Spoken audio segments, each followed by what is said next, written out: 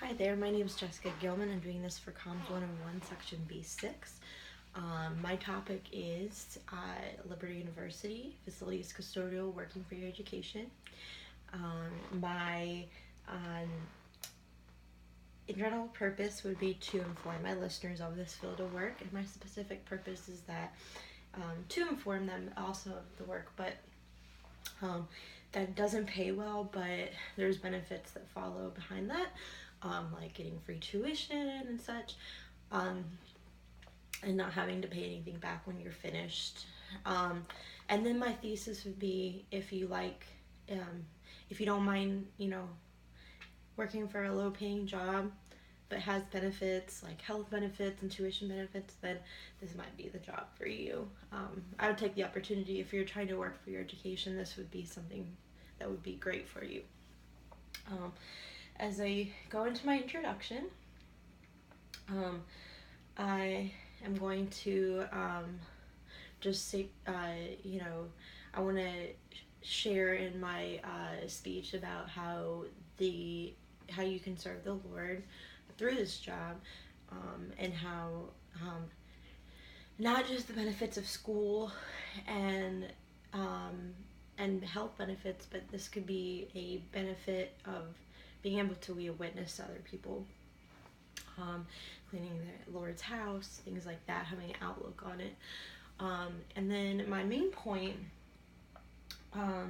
for my speech, when working for education, you do get your school paid for after 6 months of being there, of course, and they pay to so many credits a year. So if you're willing to stick with it and do what you can with the job, get until you're done with your school, that is a great opportunity. Definitely take up the opportunity. You won't have to take out loans or have anything to pay back when you're done. So I want to ask you, how does that sound?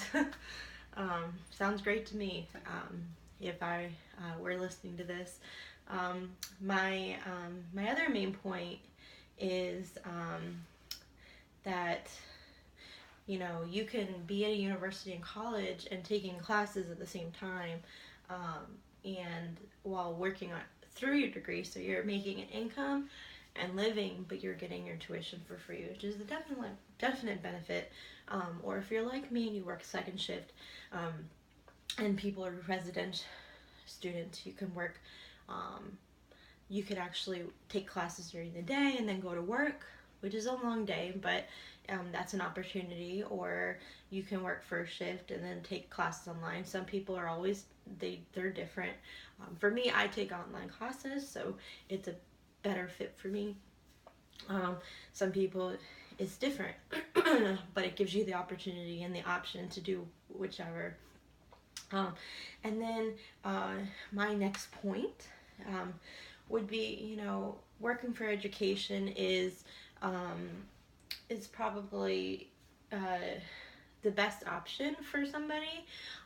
If you want to, go for your bachelor's or go back for your master's or both,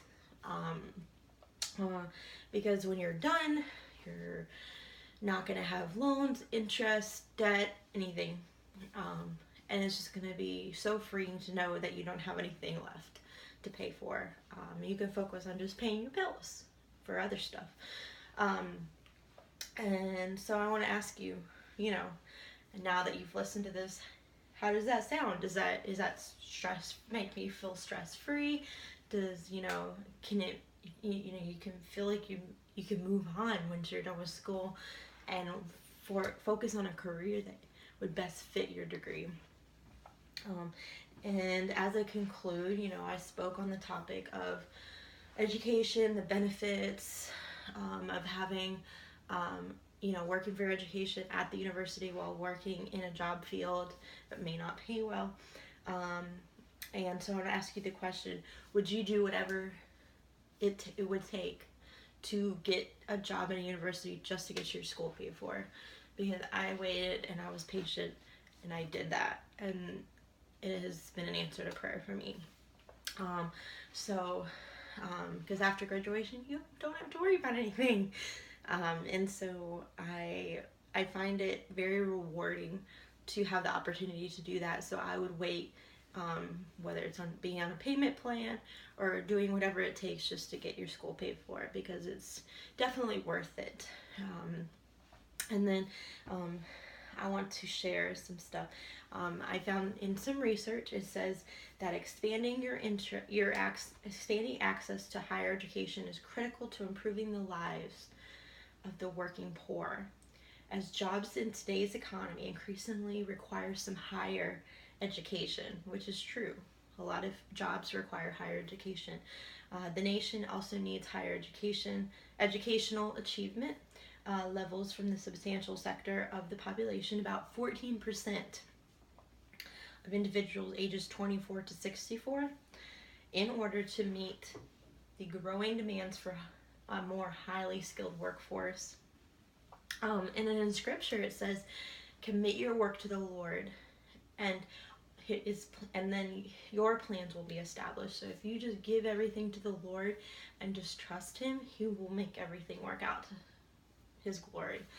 And also, as I was reading in our textbook, it says, public speaking is an audience-centered activity. So you're engaging with the audience, and that's one thing that I love to do, is engage with my audience, persuade them, give them the information that they need to hear about this topic. And I hope that you'll consider this opportunity, and I hope you enjoyed listening. Thank you very much. Bye-bye.